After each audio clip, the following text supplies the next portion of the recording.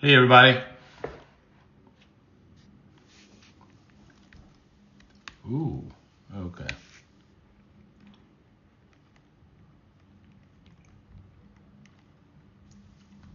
All right. I'm sorry. We're having a little technical difficulty. I'm all over the place.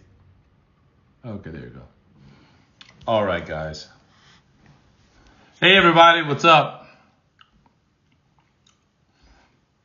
We are live again this evening and excited to be here.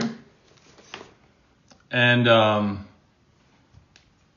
let's talk about it. We have some topics we're going to discuss this evening, and I'm excited to get into it. All right? I'm excited to get into it. All right. All right. First of all, let me send out a message to everybody. You know, we are live. All right. Join us. All right. All right, great.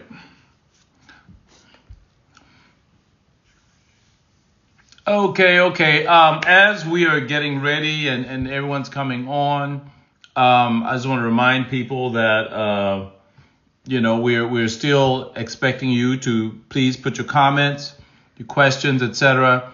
inside the app in the opening page. Make sure you do that. I want to make sure that we're all staying in communication. So that we can keep this movement going. And as you come online, please let me know who you are. Let me know where you're hailing from, and all that good stuff. You know, make sure my lighting is good. Let's see. All right. Thank you. All right. Hey, everyone from Houston. What's up? Okay. Thank you, Lynn. What's happening? It's good to see you. All right. We're dealing with privacy and stuff. All right. We have comments coming in already. We're going to be answering some questions tonight. Okay, who is this? This is from, I don't have my glasses on, so I'm having trouble seeing.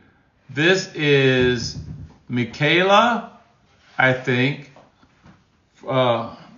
And they just appeared. Wow, look at that. You speak and it shall be done. Hi, this is Milkea. There it is. I can see you now. From Milkea Weeks. From Montserrat. Hey, how are you? You're in the Montserrat. Okay. I think I said that right. All right. We have someone from Canada. Awesome. From Virginia Beach. You're up in my neck of the woods. That's right. I'm from Virginia. Love the Tidewater area. From ATL and from Philly. Awesome. I'm so glad you guys are on. Let's talk about it. There was a question about privacy and how much is too much privacy in a relationship? Should that be a boundary? Hi, Shelly from ATL. Hey, Candace from Houston.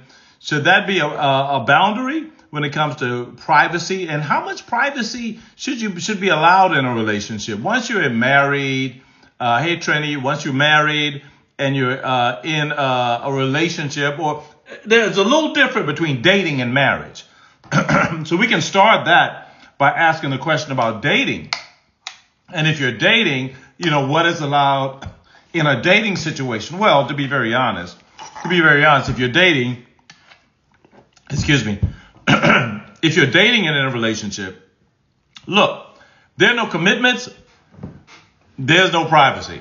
There's privacy. There's a commitment. With commitment comes vulnerability. With vulnerability comes openness. With openness, you have to relax on the privacy. So dating is a whole different ball game. If I'm just dating someone, if you're just dating someone, should they know your password to your phone and all that stuff? Let's just get real with it. Okay? Tell me, how much privacy do you have in your relationship? If you're married, does your spouse have the codes to your phone? Let's talk about that. Does your spouse have the codes to your phone? Let me see what you say here. Jacqueline says, been married 26 years. There is no privacy. We are transparent with each other. We have passwords to each other's devices. Come on, Jacqueline. I love it. Candace Gore says yes. Jeffrey, my man, you in the house. Jeffrey Ogletree says yes. I hope that's Jeffrey, because I see a picture of a girl beside it. But Jeffrey, okay, fine. I'm not judging. But he says yes. Married 4 years and yes says Milkia. Okay, I'm gonna slaughter that name a couple more times. Yes, well, yeah, no problem. Ain't nothing in there. Michelle Risper says yes. My husband has a pass. Look, my wife is all up in my password. And here's the funny thing. Okay, Jeffrey said that's my fiance. Okay. I kind of knew that. I've never met a girl named Jeffrey. But no, so the interesting thing is this. Of course, my wife has all my passwords. But it's a growing me like her. Thank you. Like me like her. Okay, that's very cool. Me like her, Mackenzie Weeks. Okay, very cool.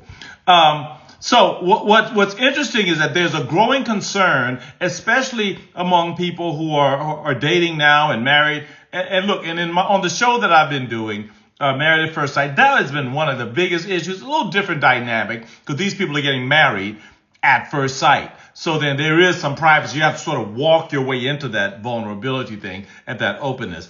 But the truth of the matter is, strangely enough, here's a statistic from the Pew Research Center. 67% of people in a committed relationship have shared a password to an online account with their partner. Now, that's really not that high. Only 67% share passwords. All right? That's like, 33% do not share passwords. But get this, only 11% of couples have a shared social media profile. Wow. And only 27% share an email account. So the question comes to mind,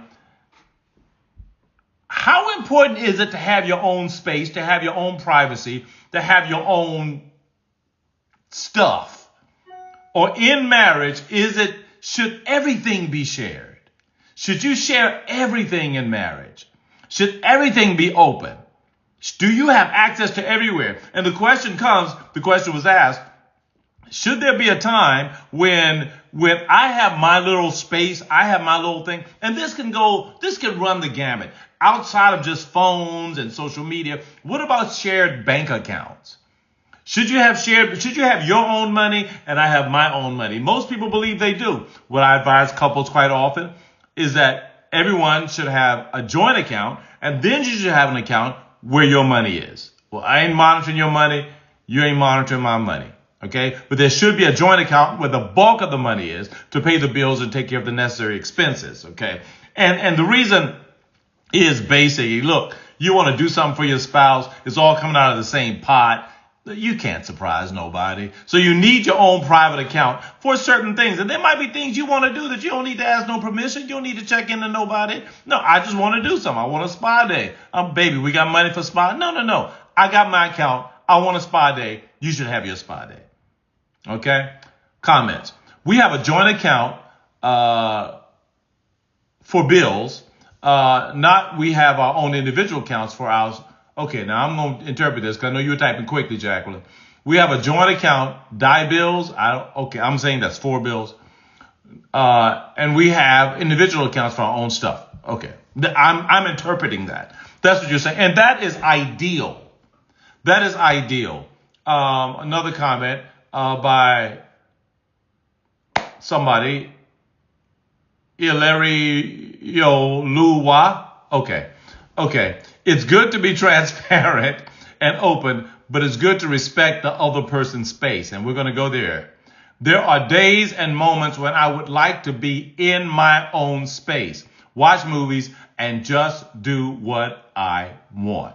Now, listen, Is there a place in marriage for that? The answer is a resounding yes. It's a resounding yes. It's perfect. No problem, Jackie. It's perfectly okay to share accounts. That's okay, because when it comes to money, there needs to be accountability. Okay? There has to be accountability. And when it comes to social media, because of all the garbage that's out there, look, my wife can get into any of my accounts. She can. She can get into Twitter or X or whatever it is now.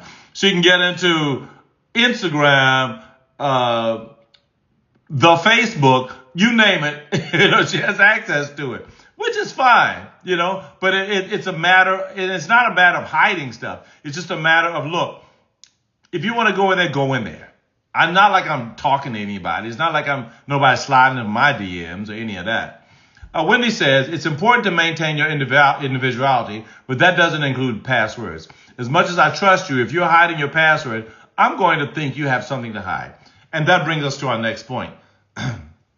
What's the difference between privacy and secrecy? Privacy and secrecy. And I think that is where the line is drawn. Privacy says that there's some things that I need because I need my own space. I even counsel people, when you come home from work, if whoever it is, if she's working a hard day, he's working a hard day, and you come home, give each other about 30 minutes of me time, of you time. When you get home, if only one person's working, when that other person comes in, say hi, give them a kiss, and say, okay, just take a few minutes. Give them some time to decompress and to have me time. It is so important. And I think sometimes we forget that because we're married, that, we're two as one. Yeah, you're two as one, but remember, you're two as one. And sometimes one of the two needs space. And there's nothing wrong with that. It has nothing to do with loving you. It has nothing to do with wanting to be around you. As human beings, sometimes we need time, our own individual space. Okay. Here's another one. Iriolua. Yeriolua. Okay, I told you I'm going to massacre it. Okay, Milika says, we have access to each other, social media and email and phone. Excellent. Okay, passwords should be shared, but I don't expect my partner. Now, okay, you're making a good point here, my man, my girl, whoever this is. You're making a good point. Okay. Passwords should be shared, but I don't expect my partner snooping through my phone. I trust you enough to share my password with you. I don't expect you to distrust me. I think that is a valuable point. That is a valuable point. The fact that you're sharing passwords, fine, you have access to it. But snooping through each other's phones, look, sometimes it's just it's not even a matter of whether you're hiding something. It's like, what you doing? What are you looking for? Because sometimes you can create an argument out of nothing. Okay? So I'm challenging you guys here. You have each other's information. Make sure that you respect each other's privacy. And only if there's a reason to interfere. If you notice that he ain't coming home later, she's getting emails from somebody else, okay, fine. Then you can maybe do some Inspector Gadget kind of stuff. But normally, trust each other. Do not abuse each other's kindness. Don't abuse each other's openness, each other's vulnerability. I'm going to say here, just go through all your phone. With the cloud now, anyway, everything's shared. My wife sees every picture that pops up on my phone, pops up on hers. But give each other just the respect to not be on each other's phones all the time. Okay, Jeffrey Ogletree says, don't have joint bank accounts. Well, you're not married yet. Or shared social media, but she has full access to everything. I hear you, Jeffrey. And I think that once you get married, I know you say it's your fiance, but once you get married, it's going to be important, especially if you're sharing expenses and what have you, there must be a joint account. You got to have a joint account. Nothing drives me crazier than when I talk to couples and they say, well, look, this is my money. This is her money or his money. I pay this. He paid this. Look, no. I'm telling you, it's a recipe for failure. Okay. That's not an absolute rule. It can work for some people, but more often than not, take that money, put it into a pool. One person can handle it, but pay money out of that account. Okay. All right. Who else we have here? Wendy says, many people claim to want privacy so they can do, here she goes, so they can do crap in secrecy. Of course, yes, you have that. But if you have access to each other's information, you can find out crap. All right. But generally speaking, I think that most married people, first of all, if I'm doing something in secret, I'm not giving you my password. I'm not. If I'm trying to hide something, I'm not going to do that. I'm sorry. Thank you so much, Yurioluma. You're a girl. I appreciate that. Thank you. And that's me not knowing culture enough to determine a feminine and a masculine name. Many people claim to want privacy, but so that they, and I agree with you there. Okay. And then the question, if I have your password, is it really snooping? Yes. Just because you have my password, or just because I have your password, doesn't mean you have just carte blanche over a person's personal information. Not that you don't have access to it, but I think it's just a matter of common courtesy to say, you know what? I'm gonna give you something in your life that can just be yours. It doesn't matter what I might be looking for, even if you think I'm looking for crap. The important thing is that I don't find it. Okay, fine. Okay, let's go on, Jeffrey. Leslie said, it's a matter of trust. What are you going through the phone expecting to find? Why get mad and think I'm snooping if I have the password? I'm just perusing. Okay, fine. And I think that, you got to work out all these issues. And Wendy, it sounds like is that something personal? Because you've been in my phone. But I think you got to work out this between you and your mate. But the fact of the matter is, everyone still needs their privacy. There are times when I just need to get away and I'll go out. I'll do a round of golf or something. Everybody needs their private time. Okay. There are things that I do that if I'm really stressed, I need to listen to jazz. I'm gonna listen to jazz, and the kind of jazz I like, she don't like. Okay. I'm gonna listen to classic jazz. Some people, they're riffing on a theme. It may be some Coltrane, it may be some Miles, you name it. It could be anybody, Oscar Peterson. It could be some old school stuff, and it's going to be all over the place, right? And I know but that's my private time. That's what I like. And it's okay to like different things in a relationship. You don't have to be always doing the same things. Thank you, Wendy. You don't have to always be doing the same things. Okay. So how much is too much when it comes to openness? Sometimes, you can get to a point, where you're too open. I mean, I don't know if I want to know everything. I really don't. Some things might be, and I'm not talking about if you cheat or everything. I don't want to hear everything you got to say to your girlfriends. I'm not interested. I don't want to know everything that's going on in it's not necessary. It's just not. I don't want to be in every aspect of your life. I want to be a part of your life, but I don't need to be in every aspect. Okay. Shayla says, AJ Gent is a great guitarist, and it helps with emotional management to listen. Oh, thank you. I'm right. AJ Gent. I got you, girl. AJ Gent. Talk to her, brother. Watch. I'm going to check him out. But no, but really, it's so important to allow each other your personal space. But sometimes there is such a thing as too much. And as we walk those lines between privacy and secrecy, just remember that sometimes you have to establish what we call a phone and privacy etiquette. Okay? How do we do this? First of all, talk openly and honestly about barriers and about boundaries. This needs to be a conversation. Talk to your mate about boundaries, expectations, and outlooks regarding phones and privacy. And it's so weird that we even have to have this conversation at this point in life or in society where we're talking about phones and privacy. Back in the day, I remember you couldn't even look at nothing but a number on a phone. Wendy says, I think if your person has trust issues, they may go through your phone. So what?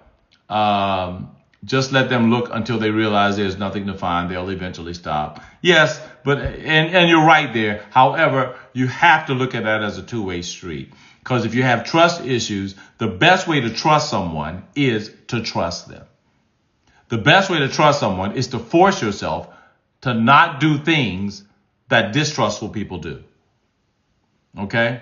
If you're tempted to do something, just don't do it. All right? It's so important.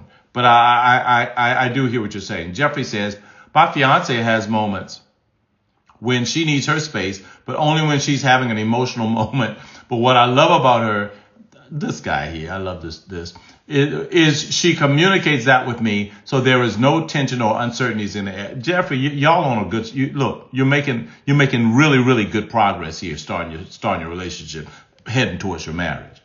That's how you do it. If you need quiet time, communicate it. If you're having a moment, I need a moment. And listen, get this. Don't be afraid of silence in your relationship. Do not be afraid. It's okay to be silent. Some people are so uncomfortable with silence. But sometimes you don't have to be away from each other. Just sit in silence can give you that privacy you need. I'm telling you, it's a wonderful thing. Just sit in silence sometimes. Shayla says, that's true, Wendy. Sometimes it can help if it's really an issue for that. Sometimes it can help if it's really an issue for that person. Absolutely. So facts, baby, Michelle. So at Jeffrey. Shayla says, force yourself to trust them. That's different. Never heard that before. Absolutely. The only way to trust someone, especially if they've given you no evidence for doubt, is to actually not follow the temptation to snoop. Now, and realize that this may be an issue I have. Look, if my wife is completely faithful, if my husband is faithful, if they've never given me a question, if they've never given me a reason to doubt, and I still find myself snooping through their things, then I have to take the responsibility that the problem might be me. So the first thing I have to do is I have to train myself, get some counseling, but I have to train myself to not to do the things that sneaky people do, that distrustful people do. Just like I tell you in marriage, if you want to be married and committed, do the things that committed people do. Buy a house together. Have an account together. That's what committed people do. It's the same if you want to trust someone. Do the things that trustworthy people do. Okay? All right, let's see here, because I'm getting a whole lot of stuff here. Jeffrey says, she's on the live. Oh, Michelle, congratulations, Michelle and Jeffrey. They're engaged. I love it. If you have trust issues, you have challenges trusting. So if your partner can help you by not having an issue with you going through their phone, why not? Look again. It's deeper than the phone. We're talking about a Band-Aid and a cure. Okay. If going through my phone is going to help you to trust me, then go through my phone. Okay, fine. That's fine. But I don't think that's the issue. I think the issue is that if your spouse is giving you no reason whatsoever, your girlfriend, boyfriend, fiance is giving you no reason to distrust, and still you're acting in a distrusting manner, you must get help. You must do those things that are necessary because look at what's happening on the other side. This person is giving you no reason to doubt, yet you're still acting in a way where you're doubting them. That's really starting to mess with her. It was going to mess with him. You're being as completely faithful and completely open as you can, and that person is still treating you like you're cheating. It breaks down your own faith in the relationship. Just something for you to consider. Candace, I think social media makes people feel like they need to snoop around. I think so. When it says it's not snooping, it's a process. Okay. Jacqueline, dropping pearls of wisdom here. My husband and I make it a point to spend at least an hour a day with each other. Come on, girl. No distractions. No phones, no devices, kids, etc. Just check in with each other. We have date night once a week, every Friday. Wendy and I, we live by date night. It's so important to nurture the connection with your spouse. Absolutely. And I'm here to tell you that's gospel. That is gospel, okay? And again, do not be afraid of silence. I think the one thing, oh my gosh, my time's almost up. One thing that social media has done, this whole social media thing has done, is that it's kept us from making real connections. It's almost barred people from making real connections. It's almost like we have to have the phone. We have to do the doom scrolling. We have to just scroll. We can't sleep, so we get on our phones. We're awake. Every idle minute we're doing something. And it trains you. Your brain is never resting.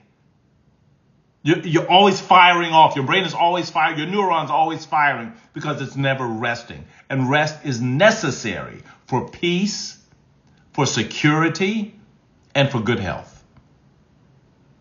All right. I agree, Uncle Pastor. That's Sabine. She calls me Uncle Pastor. No one else calls me that. If you are giving them no reason to distrust, they need therapy. They have an unaddressed insecurity. And I agree with that. Now, look, I don't want anybody to look, if you're with somebody and they keep telling you I'm not doing anything, but you're still seeing evidence of it, okay, fine. Don't pee on me and tell me it's raining. I get that. But if there is no evidence, that's all we're saying here. If there's no evidence, if there's evidence, fine. The untrusting person needs help. I agree. But while they're in counseling, it would help if their partner is giving latitude to look whenever they feel like they need to look. You're still on that. But at some point, trust these things. Okay, fine. If you need to look, fine. But you're only putting a Band-Aid on a gushing wound. Okay? That's all you're doing. All right, great. Well, I hope you've gotten something out of this.